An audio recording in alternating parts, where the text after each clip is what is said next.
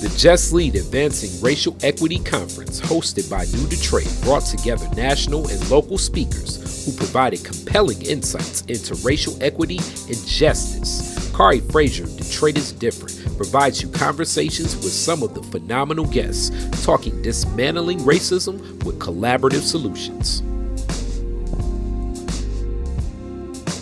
Hi, I'm Marshalle Favors. This is Just Lead 2023. Detroit is different here at the Just Lead Conference 2023, New Detroit. And the person that brought us to this conference, the person that is definitely creative and connecting to many things, Marshalle Favors, how are you? Oh, I'm great, Khary. Thank you for being here. Thank you for being a part of this. Definitely. So let's talk a little bit about racial equity and you taking the lead on this. In planning for this conference, what stood out? What did you want to offer different than last year? And how is that in response to just the pulse of what's happening in Detroit? Absolutely. And when you say the you, I'm going to include when I say you, we're going to organization. Include all of New Detroit, because my colleagues and our president and CEO, Michael Rafferty, was definitely the person who conceptualized all of this when he first came in. Mm-hmm. And he thought about it for a while. And so last year was the first time that we kicked it off, and in 2022, and here we are now in 2023, and last year was almost like a proof of concept, mm-hmm. Also, and we thought deeply about, of course, overall talking about DEI and racial equity, but we also wanted to bring in the intersectionalities of everything that comes with that, right? And you have so many things that you can discuss. It's almost like, well, how do you pinpoint just one or two issues to highlight? And so we knew we wanted to touch a broad section of people. So we thought more about our communities first, and thought about, what's on the hearts and minds of folks. How do we engage people in this conversation and bring racial equity to the table and to the forefront. And we thought about our business communities, we thought about our grassroots communities. And so how do you have this intersection of dialogue when it impacts everyone across the board, right?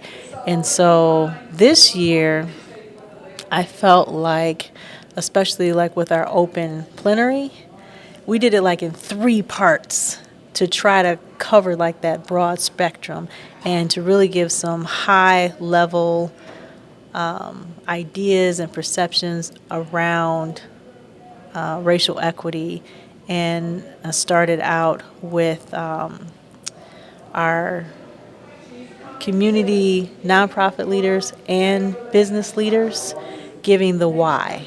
Why is it important to talk? And you think that that's crazy, right? You think that in this day and age where people should know the why. But when you have so much pushback, when folks are talking about race and equity, you see how much more we need to have these conversations and have it in unison, with one another, not working in silos, working together to try to figure out how to address these issues and bringing together people in a forum in a way that we can have these conversations and dialogue. So the first part of the plenary started out with high-level thought leadership, and then bringing it into the business case for racial equity and DEI, especially when it's been under so much scrutiny in all kinds of ways, in the media and in boardrooms and in all different types of ways. So that pushback is part of what we're doing. That pushback is bringing it to the table, making our presence known, and knowing that we have to talk about these issues. And so the second part of it was talking about the business case, and then we rounded it all off with the interpersonal, kind of like the heart and mind of it, changing hearts and minds, because in order to do this work, it also has to be personal, right? It's not just about the bottom line. companies are made up of people, communities are made up of people. So you have to have these opportunities where we can have these hard conversations and have cross-cultural, cross-racial conversations with folks. So that just definitely leads to what personal actions can a person take when it comes to that with those relationships with friends, with family, with the people that they work with, or just, it could be at the gym. Like, what actions can be taken to promote racial equity in society? Well, one of the things when people come into our spaces and our places, we always say, either sit next to someone who doesn't look like you,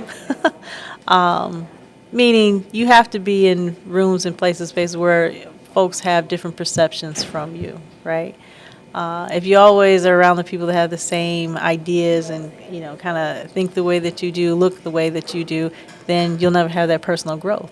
And the one thing personally that you can do is to help educate yourself, right? I mean, of course, like there's books that are out there, but it's a more meaningful kind of experience when you read something or you see something. I'm really very much into media, so watching, like movies and images, things like that, and then having that dialogue with someone else that has a different, perspective than you do. You have to step out of your own comfort zone, and that takes some stretching, and it takes, looking at what you've learned and sometimes figuring out what you need to learn to unlearn, and also being comfortable being uncomfortable talking about race. And the last thing, you led a workshop on the storytelling. What are some impactful moments that you've witnessed in not just that workshop? It could have been any other workshops or trainings or open dialogues, lectures, where you've seen some impactful breakthroughs when it comes to racial equity. It's really about your growth and what you learn about when and a lot of times in the workshops that we do, we give them information that you may have never heard before, especially when it comes to history. A lot of our history is either I'm not going to say it's unknown, but if you give someone a piece of history that was less known and that they didn't know before, then, like, I'll give you an example. I ask people often, how many people have heard of Seneca Village, right? And a lot of people will raise their hand because some people know about it, some people don't know about it. Then I say, well, how many people have heard of Central Park? And every hand in the room goes up. But then when they find out the history about Seneca Village and how there was a thriving, African American community that was pushed out, and then they learn about historical places that they know about every single day, and learn a piece of history that they never knew about. Now, how does that change your perception about people? How does that change your perspective about how you thought about race and racial perspectives? So that's just like one example.